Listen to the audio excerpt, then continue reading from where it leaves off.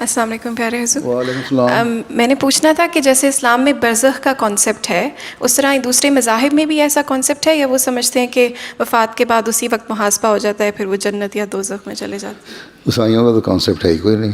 عیسائی تو کہتے ہیں بس کہہ دو جیزس یہ کر دیا اور جنت میں چلے گئے. کراس بنانا ہے اور جنت میں چلے گئے. اور عیسیٰ علیہ السلام بیچارے سارے گناہ برداشت کرتے رہے، کرے کوئی بھرے کوئی. یہاں ملک کے قانون بناتے ہیں تو کہتے ہیں کہ تم نے چوری کی تو اس کو سزا دو. تو اس چور کو کیوں سزا دیتے ہیں؟ کہتے ہیں کہ عیسیٰ علیہ السلام نے برداشت کر لیے گناہ، چھوڑو اس کو بھی چلنے دو.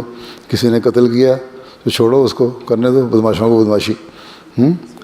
دنیا میں قانون اور بنایا ہے، اگلے جہان کے لیے قانون اور ہے. اسلام نے قانون رکھا ہے ایک، جو دنیا میں کرو گے دنیا میں بھی سزا ملے گی، جو لا آف دا لینڈ ہے یا اس کے مطابق، اور اگلے جہاں جاؤ گے تو اللہ تعالیٰ کا قانون ہے، اس کے مطابق سزا ملے گی. اللہ کا قانون دنیا میں بھی چلتا ہے، وہ بعض دفعہ یہاں سزا دے دیتا ہے بہت ساری دوسری شکلوں بیماری وغیرہ میں. لیکن مرنے کے بعد برزخ کا تصور ہے کہ تمہارا یہ جسم جب مر جاؤ گے تو یہ جسم یہاں رہ جائے گا، روح چلی جائے گی، روح کو ایک جسم مل جائے گا. وہاں تم میں جا کے یہ نہیں ہے کہ تم اگر نیک آدمی ہے، اس نے نیکیاں کی ہوئی ہیں تو وہ برزخ میں ٹنگا رہے گا 1000 سال قیامت تک، کہ کب قیامت آئے گی تو کب میں جنت میں جاؤں گا. بیٹھا ہوں پتہ نہیں ویٹنگ لسٹ پہ، یہاں کوئی کسی کے بیوروکریٹ کے دفتر میں جا کے بیٹھے ہوئے لائن لگا کے ہیں، یا ویزا آفس میں بیٹھے ہوئے، پتہ نہیں ویزا ملتا ہے کہ نہیں پاکستانیوں کو.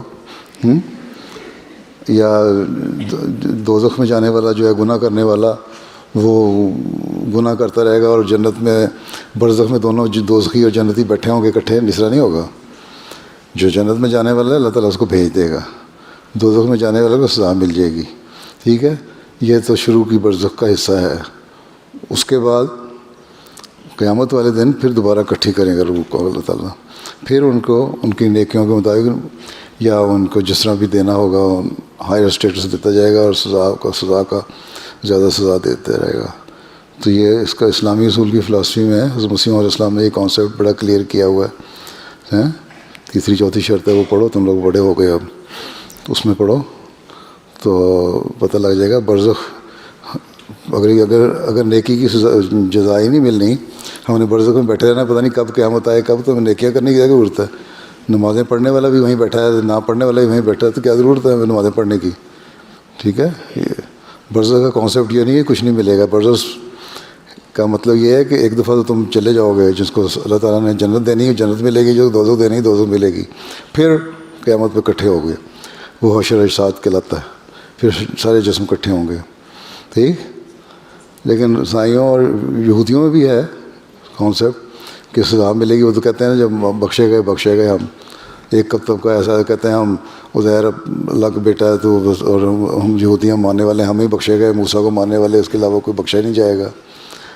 عیسائی ہیں وہ عیسیٰ علیہ السلام پہ ریلائی کر کے بیٹھے ہوئے، وہ گناہ بخشوا دیے. ہندو ہیں وہ کہتے ہیں سزا ملی تو اگر اللہ تعالیٰ نے سزا دینی ہوگی کسی کو، اس کو بندر کسی شکل میں جانور کی شکل میں بنا دے گا نقصان پہنچانے والے. کسی کو اگر انعام دینا ہوگا تو اس کو انسان کی شکل میں دوبارہ لے آئے گا. تو یہ مختلف کانسیپٹ ہیں مختلف مذہب کے، لیکن اسلام کا بڑا کانسیپٹ کلیئر ہے. ٹھیک ہے، اور یہی اصل حقیقت ہے. جزاک اللہ.